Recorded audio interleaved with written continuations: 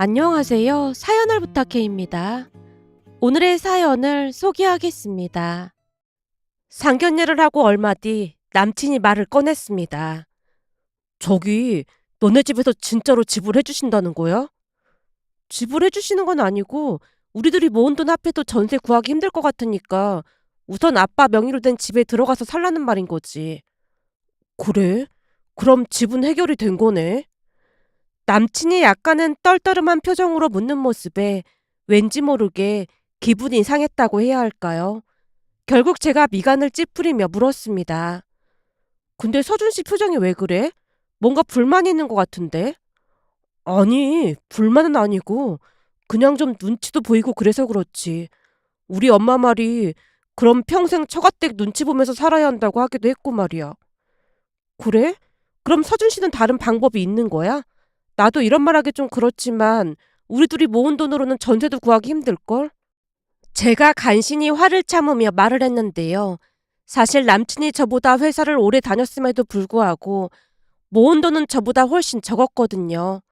부모님 빚을 갚아주느라 그랬다고 했기에 저는 그 부분까지도 이해해 주려고 노력했습니다. 집안 형편이 어려운 게 남친 잘못은 아니라는 생각을 했으니까요. 그러다 보니 어느 날 엄마가 조용히 말을 꺼냈습니다.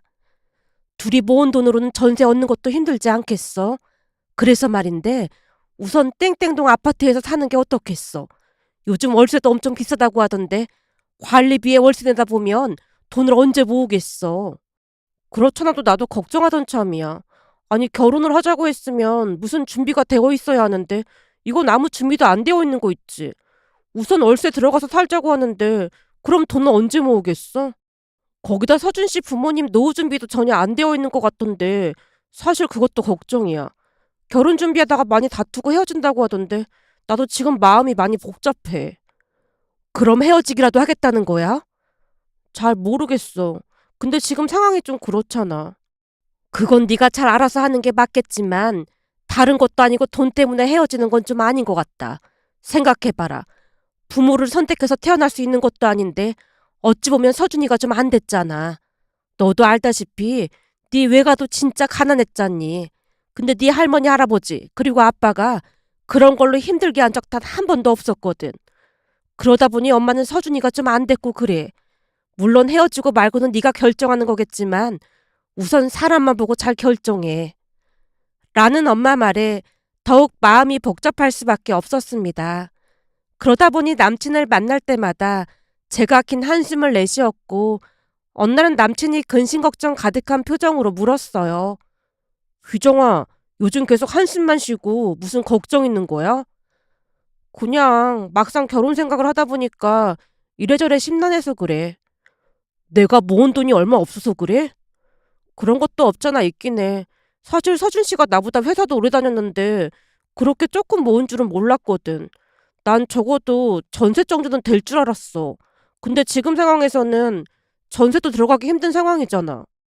미안해. 나도 참 답답한 게 아버지 빚이 있다 보니까 차마 모른 척 할 수가 없더라고. 그럼 이제 빚은 다 갚은 거야? 이제 빚은 없고 부모님이 벌어서 노후 준비하신다고 했으니까 그건 걱정 안 해도 될 것 같아.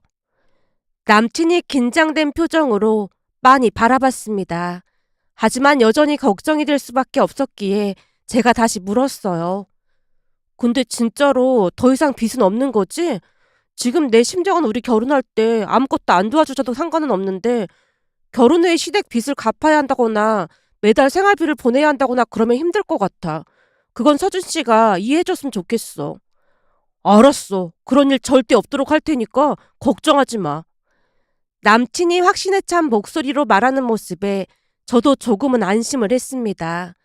그 뒤 상견례를 한 뒤 결혼 준비를 하고 있었는데요. 그날은 남친과 신혼집 이야기를 하고 있었습니다. 우리 아빠 명의로 된 집에서 우선 지내자는 말이 조금은 거슬렸던지 남친이 눈치를 살폈습니다. 하지만 우리에게는 선택의 여지가 없었는데요. 남친이 모은 돈이 2천만 원을 겨우 넘기는 수준이었거든요. 그에 비해 저는 1억 정도를 모았고 부모님이 2억 정도는 도움을 주시기로 한 상황이었지만 아무래도 전셋집을 구하기에는 역부족일 수밖에 없었습니다. 결국 우리는 아빠 명의로 된 집에 들어가서 신혼생활을 하기로 했고 얼마 뒤 청첩장까지 나왔습니다. 그런데 청첩장을 보던 남친이 진지한 표정으로 물었어요. 희정아, 청첩장은 언제쯤 돌릴 거야? 친구들이랑 회사 사람들한테도 다 돌릴 거지? 당연히 그래야 하는 거 아닐까? 근데 그건 왜 묻는 거야? 그럼 청첩장 돌리는데 얼마나 걸릴까? 글쎄, 한 2주 정도면 다 돌리지 않을까? 그래? 난 며칠이면 다 돌릴 것 같아서 그냥 한번 물어봤어. 친척들이랑 여기저기 다 돌리려면 시간이 꽤 걸릴 것 같은데? 특히나 우리 부모님은 지인분들도 많아서 청첩장 돌리는데 꽤 시간이 걸릴걸? 알았어. 그럼 넉넉 잡고 3주 정도면 충분하겠네. 그렇지. 그 정도면 충분하겠지. 근데 그건 왜 묻는 거야? 그게 중요한 문제라서. 제 질문에 대답을 하던 남친이 순간 당황한 채 말끝을 흐렸고 제가 의아한 표정으로 물었습니다. 중요한 문제라니? 그게 대체 왜 중요하다는 거야? 내 말은 우리 결혼하는데 모든 게 다 중요하다는 그런 말인 거지. 순간 남친이 실없이 웃었지만 그 당시에는 그다지 상관하지 않았습니다. 결혼을 앞두고 이런저런 것들이 궁금할 수 있다는 생각이 들었으니까요. 그 뒤 지인들에게 청첩장을 돌렸습니다. 물론 친척들에게는 부모님이 알아서 돌렸고요. 그렇게 한 달가량이 지나갈 무렵 남친이 조심스레 물었습니다. 저기 청첩장은 다 돌린 거야? 우린 다 돌린 것 같아. 서준 씨도 다 돌린 거야? 그럼 우리 집도 다 돌렸지. 순간 남친 얼굴에서 싸늘한 기운이 느껴졌다고 해야 할까요? 남친을 2년 넘게 만나왔지만 그날 그런 표정은 처음이라는 생각마저 들었습니다. 결국 남친을 빤히 바라보다가 조용히 물었어요. 서준 씨, 갑자기 표정이 왜 그래? 내 표정이 왜? 아니, 그러니까 내 말은 혹시 내가 무슨 말 실수라도 했나 싶어서 그렇지. 그런 건 아니고 사실은 너한테 말할 게 있어서 생각을 정리하느라 그랬어. 나한테 말할 거라니? 무슨 문제라도 생긴 거야? 문제라기보다는 이제 청첩장까지 다 돌렸으니까 너도 알고 있어야 할 것 같아서 말하는 건데. 뭔데 그렇게 뜸을 들이는 거야? 우리 결혼하고 나서 가계부 관리는 내가 했으면 좋겠어. 가계부 관리라니? 그러니까 월급 나오면 내가 생활비로 너한테 100만 원 줄 테니까 네가 알아서 살림하고 나머지는 내가 관리할게. 그걸 왜 서준 씨가 결정하는 거야? 아무래도 내가 희정이 너보다 나이도 더 많고 하니까 그게 나을 것 같아서 그래. 나이 많은 거랑 가계부 관리하는 거랑 무슨 상관이 있다고 그래? 사실 내가 서준 씨보다 돈도 더 많이 모았잖아. 그럼 내가 관리하는 게 더 합리적이지 않을까? 그때 당시 남친의 표정은 전에 없이 싸늘하기만 했지만 그냥 직감적으로 뭔가 잘못됐다는 생각이 들었던 것 같습니다. 저 역시 정색한 채 대꾸를 하자 남친이 다시 입을 열었습니다. 내가 이런 말까지 안 하려고 했는데 사실은 우리 엄마가 많이 걱정하셔서 그래. 걱정이라니? 무슨 걱정을 하신다는 거야? 그러니까 처가댁에서 해준 집에 들어가서 사는 것만 해도 내 기가 많이 죽을까 봐 걱정이신 거지. 그래? 그럼 월세로 들어가서 살자는 말인 거야? 아니, 그런 건 아니고 그러니까 집도 니네 아버지 명의인데 생활비 관리도 네가 하면 내 체면이 말이 아니게 되는 거잖아. 사는 내내 내가 얼마나 네 눈치를 보면서 살겠어. 부부는 동등한 관계여야 하는데 그렇게 되면 모든 게 네 위주로 되는 거잖아. 내가 그런 걸 눈치를 준 적도 없는데 그런 식의 논리는 맞지 않다고 생각해. 암튼 그건 그렇다 치고 그럼 서준 씨는 돈 관리를 어떻게 할 생각인데? 무슨 계획이 있으니까 그런 말을 꺼낸 거잖아? 우리들 월급을 합하면 600만 원 정도 되잖아? 그럼 너한테 100만 원 주고 내 용돈 50만 원 그리고 450만 원은 우리 엄마한테 보낼 참이야. 순간 남친 입에서 믿어지지 않는 말이 새어나왔기에 어리둥절한 표정으로 남친을 빤히 바라봤는데요. 그런 제 모습을 전혀 아랑곳하지 않고 남친이 말을 이어갔습니다. 사실은 우리 엄마가 전에부터 투자에 기가 막힌 재능을 가지고 계시거든. 그래서 엄마한테 맡기면 분명히 2배, 아니 3배로 불려주실 거야. 지금 그걸 말이라고 하는 거야? 물론 네 입장에서는 조금 당황스럽긴 하겠지만 우리 엄마는 벌써 그렇게 알고 계시니까 너도 내 말대로 해줬으면 좋겠어. 그렇게만 해준다면 우리 엄마가 아무것도 간섭하지 않는다고 했거든. 뭘 간섭하지 않는다고 하셨는데? 그러니까 안부 전화라든지 제사 그리고 명절 때도 우리 집에 안 오고 바로 친정으로 가도 된대. 그러니 며느리인 네 입장에서는 이런 좋은 조건이 어딨겠어? 희정이 네 친구 중에 시어머니 시집살이 때문에 이혼한다 만다 그러는 친구도 있다고 했잖아? 근데 우리 엄마는 전혀 상관하지 않겠다고 하시니까 완전 대박 기회잖아. 남친의 미친 소리에 정신이 혼미해져 갔는데요. 그동안 제가 알던 사람이 맞나 싶은 생각마저 들었으니까요. 그때 내가 했던 말 잊은 거야? 그때 했던 말이라니? 결혼 후 시댁에 매달 생활비 보내거나 그러는 건 안 된다고 분명히 말했잖아. 그래, 나도 절대 생활비 보낼 생각 없어.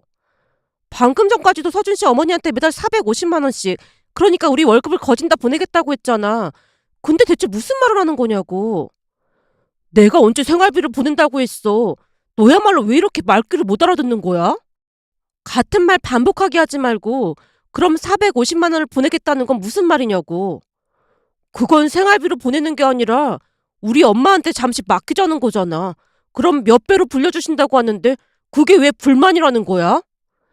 남친이 오히려 답답하다는 듯이 물을 들이켰습니다.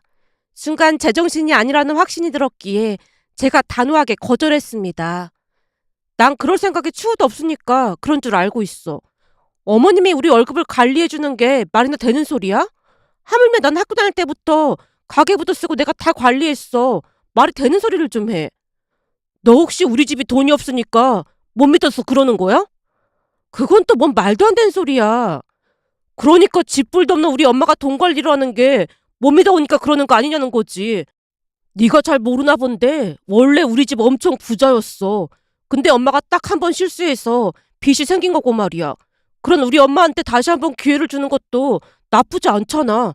우리 엄마 입장에서는 마지막 기회라고 도와달라고 하시는데 아들인 내가 어떻게 모른 척을 해? 그러니까 우리 엄마 믿고 투자해보자. 그러다가 대박 나면 누이 좋고 매부 좋은 거 아니겠어? 우리 엄마가 기가 막힌 투자처를 알아놨다고 했거든.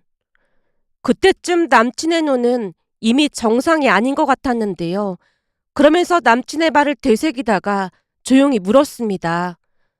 그럼 아버님 사업 때문에 빚을 진 게 아니라 어머님 투자가 잘못돼서 빚을 졌다는 거네? 그렇긴 한데 그동안 엄마 때문에 먹고 살았으니까 꼭 그렇다고 할 순 없는 거지. 예전에 우리 엄마가 말이야. 투자하는 것마다 아주 대박을 쳤거든. 이번에도 확신이 있다고 하니까 한 번만 믿어줘라. 남친이 빌다시피 말했습니다. 하지만 저도 그렇게 호락호락한 사람은 아니었기에 그 순간 순식간에 감정이 식어버렸고 남친에게 조용히 통보했어요. 그냥 우리 결혼 없었던 일로 하자. 우리 집에는 내가 알아서 말할 테니까 서준 씨 집에는 알아서 말해. 뭐? 그럼 헤어지자는 소리야? 다시 한번 말해줘. 우리 결혼 없었던 일로 하자고. 그러니까 두 번 다시 마주치지 말자고. 저도 모르게 목소리에 힘이 들어갔는데요. 그런 제 모습은 신경도 쓰지 않은 채 남친이 대답했습니다. 지금 네가 화가 나서 그러는 것 같은데 그럼 너뿐만 아니라 니네 부모님도 엄청 곤란해질 텐데 감당할 수 있겠어? 뭐를 감당할 수 있겠냐는 거야? 이미 청첩장까지 다 돌렸는데 사람들 시선을 감당할 수 있겠냐는 거지. 너는 그렇다 치고 니네 부모님 입장에선 이보다 더 쪽팔린 일이 없을걸? 특히나 너네 아버지처럼 사회적 지위가 있는 분한테는 상당히 곤란한 일 아니겠어? 그러니까 말 함부로 하지 말라는 말이야. 남친이 마치 협박하듯 제게 쏘아붙였는데요. 남친의 행동은 도저히 용서할 수 없을 만큼 사악한 것이었기에 저도 목소리를 높여 대꾸했습니다. 네 말대로 상당히 곤란하긴 하겠지만 우리 부모님은 적어도 체면 따위 때문에 자식들에게 피해를 주거나 그러진 않거든. 그리고 니네 부모님처럼 자식들한테 빌부터 살지도 않고 말이야. 뭐? 너 말이 너무 심한 거 아니야? 심한 건 내가 아니라 너랑 니네 부모님이겠지. 지나가는 사람들 붙들고 다 물어봐. 아니지. 네 절친 동민 씨한테 이게 정상인지 한번 물어봐. 30살도 넘은 아들한테, 그것도 결혼한 아들한테 버는 돈을 몽땅 보내라고 하는 부모가 정상이야? 그런 생각을 전혀 못하는 네가 무섭기까지 하니까 더 이상 연락하지 마. 그리고 예식장이랑 예약한 거 다 취소할 테니까 그런 줄 알고 있어. 남친의 행동이 너무나 소름이 끼쳤기에 조금 심한 말까지 하고 말았지만 그때 당시에는 더 심한 말을 하지 않은 게 다행이라는 생각마저 들었습니다. 결국 집에 들어가자마자 부모님께 모든 사실을 털어놨는데 엄마가 입을 다물지 못하고 있었고 아빠가 물었어요. 그래서 파혼을 하겠다는 말인 거지? 그래야 할 것 같아. 오늘 보니까 눈빛 자체가 내가 알던 사람이 아니야. 아무리 생각해봐도 말이 안 되는 소리잖아? 그걸 달라고 하는 부모도 이상한 사람들이 확실한 거고 말이야. 잘 생각했어. 돈이 없는 건 괜찮지만 인성이 개차반인 건 절대로 못 고치는 거야. 어쩜 그런 뻔뻔한 소리를 아무렇지도 않게 할 수가 있어. 내 말이 그 말이라니까. 대화하는 내내 얼마나 소름이 끼쳤는지 몰라. 그리고 들어보니까 서준 씨네 아버지가 빚을 진 게 아니고 어머니가 여기저기 투자한다고 하면서 빚을 진 것 같더라니까. 이상하게 결혼 준비하면서 내내 찝찝하고 그랬는데 오늘 보니까 왜 그런 느낌이 들었는지 알겠더라니까. 거기다 우리가 청첩장 돌리기만 기다렸다가 그랬다는 게 더 소름이 끼쳐. 한마디로 체면 때문에 우리가 이러지도 저러지도 못할 거라고 예상하고 그랬다는 거잖아. 자식 인생이 걸렸는데 그까짓 체면이 뭐가 중요하다고 그래. 엄마 아빠는 괜찮으니까 당장 헤어질 생각해. 내가 잘 살폈어야 했는데 다 내 잘못이야. 엄마도 깜빡 속아 넘어갔는데 네 잘못이라고 할 게 뭐가 있어. 이왕 이렇게 된 거 천운이라고 생각해. 나머지는 엄마 아빠가 다 수습할 테니까 넌 마음 단단히 먹을 생각이나 해. 라는 엄마 말이 큰 힘이 되었습니다. 그런데 다음날 남친이 퇴근 시간에 맞춰 회사 앞에서 기다리고 있었고 잠시 카페에 가서 말을 하자고 졸라댔어요. 잠깐만 시간 좀 내줘봐. 우리 부모님은 이미 우리 파혼했다고 친척들이며 지인들한테 다 말해놨어. 그런데 우리가 다시 대화를 나눌 이유가 뭐가 있어. 그래도 우리가 만난 시간이 있는데 잠깐만 시간 좀 내줄 수 있잖아. 그러니까 잠깐만 시간 좀 내줘. 남친이 어찌나 매달리던지 결국 한 카페에 가서 이야기를 나눴는데요. 내가 더 잘못했어. 그러니까 파혼은 없던 일로 하자. 글쎄 우린 끝났다니까? 난 마음 돌릴 생각 전혀 없어. 그래서 우리 엄마랑 다시 상의해봤거든. 그랬더니 그럼 내 월급만 보내도 된다고 하더라고. 그러니까 그 정도로 합의 보면 안 될까? 서준 씨 그렇게 안 봤는데 진짜 답답한 사람이었구나. 교통사고도 아니고 합의는 무슨 합의를 보겠다는 거야? 내가 볼 땐 서준 씨는 결혼하지 말고 그냥 어머니한테 월급 가져다 드리면서 평생 효자 아들로 사는 게 좋을 것 같아. 한마디로 남의 집 귀한 자식 데려다가 고생시키지 말고 그냥 효자 아들로만 살아. 근데 그동안 그런 것들을 감쪽같이 잘도 속여왔네. 연기력이 아주 대단한가 봐. 나도 우리 엄마가 그렇게까지 할 줄은 진짜 몰랐어. 그러니까 한 번만 다시 생각해주면 안 될까? 아니야, 나는 서준 씨랑 결혼할 자신이 없어. 그럴 바에는 그냥 혼자 맘 편히 살려고. 그럼 우리 파혼한 거니까 더 이상 연락하지 말았으면 좋겠어. 라며 제가 자리에서 벌떡 일어났는데요. 순간 남친이 바닥에 무릎까지 꿇고는 눈물로 호소했습니다. 희정아, 내 마음도 한 번만 생각해주면 안 될까? 나를 낳아준 부모를 그냥 버려둘 순 없는 거잖아. 그렇게 하고 내가 어떻게 잘 살 수가 있겠어. 나 좀 불쌍하게 생각해주면 안 될까? 그러니까 내가 말했잖아. 서준 씨는 평생 결혼하지 말고 효자 아들로 살라고. 그게 모두를 위한 길이라고 하는데 왜 말귀를 못 알아듣는 거야? 저기, 그럼 내가 엄마한테 돈 못 보낸다고 말할게. 그럼 되는 거잖아. 남친이 울며불며 빌어대고 있자 카페 안 사람들이 우리를 바라보기 시작했습니다. 그런데 다행이었던 것은 그 카페는 평소 제가 자주 가던 카페였기에 카페 사장님과도 잘 알고 지냈어요. 결국 잠시 후 카페 사장님이 다가와서 제게 물었습니다. 혹시 도움이 필요한가요? 네, 죄송한데 여기 이 사람이 다리를 잡고 놓아주질 않아서 그러는데 경찰 좀 불러주시겠어요? 네, 알겠습니다. 카페 사장님이 휴대폰을 들자 남친이 급히 손을 뗐습니다. 카페 사장님에게 참 감사했던 것이 직접 택시까지 잡아주셔서 무사히 집으로 돌아왔습니다. 그런데 잠시 후 모르는 번호로 전화가 와서 받았더니 남친 어머니였습니다. 돈 좀 있다고 봐줬더니 우리 아들을 무시하고 난리야? 우리 집이 돈이 없다고 무시하는 것 같은데 너 그렇게 살면 안 된다. 사람 위에 사람 없고 사람 밑에 사람 없는 거야. 근데 돈 좀 있다가 우리 아들을 이렇게 개무시해? 죄송한데 저는 할 말이 없습니다. 라며 전화를 끊어버렸습니다. 그 뒤 휴대폰을 꺼버렸는데요. 며칠 후에는 전 남친이 잔뜩 술에 취해서 우리 아파트까지 와서는 제 이름까지 부르며 고래고래 소리를 지르고 난리도 아니었습니다.